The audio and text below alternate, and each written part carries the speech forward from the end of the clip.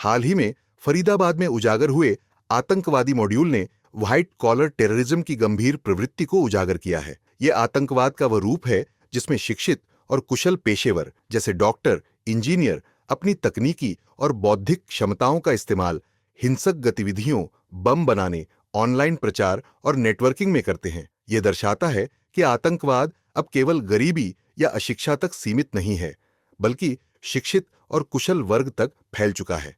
ऐसे लोग सामान्य समाज में आसानी से घुल मिल जाते हैं, जिससे उन्हें पहचानना और रोकना मुश्किल हो जाता है। उनकी प्रेरणा अक्सर किसी विचार या नैतिक असंतोष और सम्मान की कमी से होती है, और वे अपने काम को धार्मिक या नैतिक कर्तव्य मानते हैं।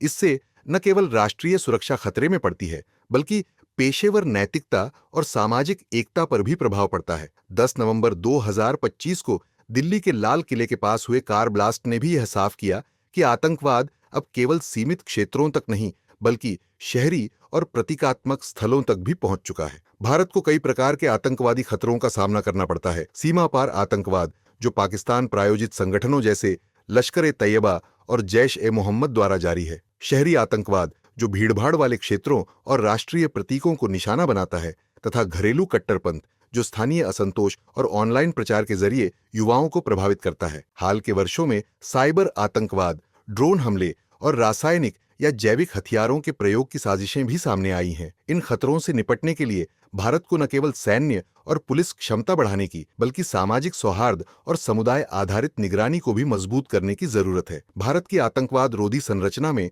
कानूनी, नीतिगत और संस्थागत तंत्र शामिल हैं। यूएपीए और राष्ट्रीय जांच एजेंसी अधिनियम आतंकवादी संगठनों और व्यक्तियों पर कार्रवाई को सक्षम बनाते हैं। राष्ट्रीय सुरक्षा परिषद सचिवालय मल्टी एजेंसी सेंटर और एनटीआरओ खुफिया साझाकरण और तकनीकी निगरानी में मदद करते हैं, जबकि एनएसजी, सीएपीएफ और राज्यों की एटीएस इकाइयां जमीनी स्तर पर सक्रिय हैं। इंटेलिजेंस ब्यूरो और रॉ देश और विदेश से खुफिया जानकारी जुटाते हैं, और नेटग्रिड, I4C, CERT इन जैसे डिजिटल प्लेटफॉर्म साइबर आतंकवाद से निपटने में सहायता करते हैं। व्हाइट कॉलर आतंकवाद को रोकने के लिए केवल सुरक्षा उपाय पर्याप्त नहीं है। नैतिक शिक्षा, नागरिक और मूल्य संवेदनशील पाठ्यक्रम, परिवार और समुदाय की सतर्कता, मनोवैज्ञानिक परामर्श और पुनर्वास, डिजिटल प्लेटफॉर्म की निगरानी, पेशेवर जवाबदेही और समावेशी संवाद जैसे उपायों की जरूरत है। इससे यह स्पष्ट है कि आतंकवाद केवल अज्ञान या गरीबी का परिणाम नहीं है, बल्कि शिक्षा और बुद्धिमत्ता का गलत उपयोग करना भी है, जो कि समाज के लिए गंभीर खतरा बन सकता है। भारत को तकनीकी नवाचार, खुफिया समन्वय, सामाजिक एकजुटता और सामुदायिक जागरूकता को राष्ट्रीय सुरक्षा रणनीति का हिस्सा बनाकर आतंकवाद के सभी रूपों से निपटना होगा, ताकि देश की शांति, स्थिरता और एकता सुनिश्चित हो सके। अगर आपको यह जानकारी पसंद आई हो तो कृपया इसे लाइक करें, शेयर करें और चैनल को सब्सक्राइब जरूर करें। और जाते जाते इस प्रश्न का उत्तर कमेंट में बताइए। प्रश्न: व्हाइट कॉलर टेररिज्म किसे कहते हैं? ए. केवल गरीब और अशिक्षित लोगों द्वारा किया जाने वाला आतंकवाद। बी. शिक्षित और पेशेवर वर्ग द्वारा किया जाने वाला आतंकवाद। सी.